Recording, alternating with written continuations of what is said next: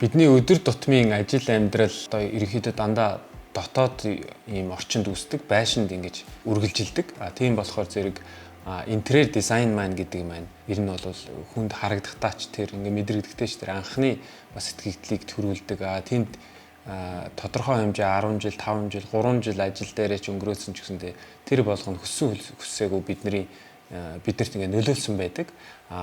Ялангуяа хүний үйлдэл сэтгэл зүг чиглүүлж чаддгаараа интерьерийн салбар бол бас онцлогтой. Үүний нэг интерьерийн сэтгэл зүйд нөлөөлдөг жишээнүүдээс ярих юм бол одоо ихэнх төрийн ордон, парламентын ордон, одоо ийм улс төрийн барилга, байшин барилгууд одоо жишээ нь Гитлертэй уулзах байгаа хүмүүс тэр байшин руу ороод ерөнхийдөө тийм айгүй өндөр коридороор явж, айгүй өндөр багны дундуур явж удаан алхсны үндсэн дээрээс тэр хүнийг одоо хүндлэх, одоо Гитлерийн зүгээс бол өөрийгөө хүндлүүлэх тэр сэтгэл зүгээр нь бас тоглох, удирдах тиймэрхүү бас аргууд бас байдаг. Түүнээс гадна одоо бидний төсөөлөөгүй шорон, эмнэлэг, байцаалтын өөрөө энэ төр ч гэсэн одоо энэ сэтгэл зүйн талаас нь бас интерьерийг чухалчилж авч үздэг байгаа.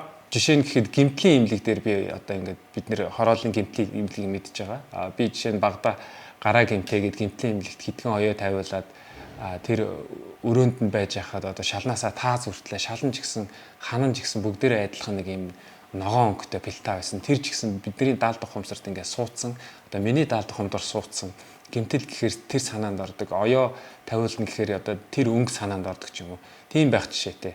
Хүн болгоны бас санаанд буусан 10 жилээ ингээл ярангуут биднэрт 10 жилийн коридор, шат, одоо 0, анги танхим, үнэр тэр мэдрэмж, байгалийн гэрэл өглөө ирэхэд ямар байдгүй, өдөрт харахад ямар байдгүй гээд сургуулийн гуанзны үнэр ч гэсэндээ ингээ санаанд ингээ цаанасаа бууцсан байж идэг. Одоо хүртэл бид нэр тэргээ санаж идэг. Ягаад тэгэхээр зэрэг бид нэр тэнд баггүй хугацаа ингээ өнгөрүүлсэн учраас тэр болгоно биднэрт ингээд ойр дотн ингээ санагддаг болсон байдаг. Томьёо апыг татаад ур чадвараа хөгжүүл.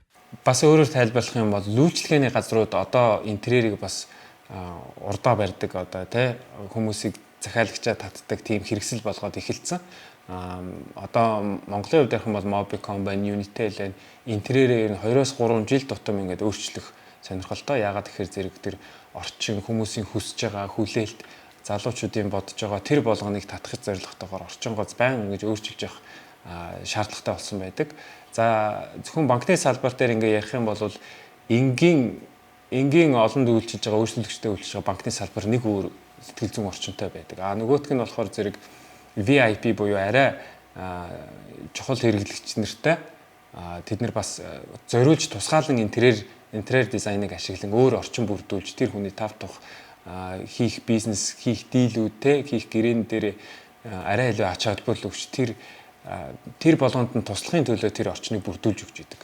Тэгэхээр зэрэг энэ орчин бүрдүүлэлт гэдэг бол нэг талаараа одоо ингээд хэрэглэгчдийг зөвхөн интерьер дэмж хэрэглэгчдийг татах, хэрэглэгчдийг чиглүүлэх, орж ирж байгаа хүндээ үйлчлэх, орж ирж байгаа хүний сэтгэл санааг удирдах хэмжээнд хүртэл одоо үед бол хөгжсөн байдаг. Улаанбаатарын хувьд ерөнхийдөө одоо ингээд сүүлийн 60-70 жилд бид нэр барилга байшинд амьдраад, барилга байшинд үйл ажиллагаа явуулаад эхэлж байгаа тийм юм залуу түүхтэй.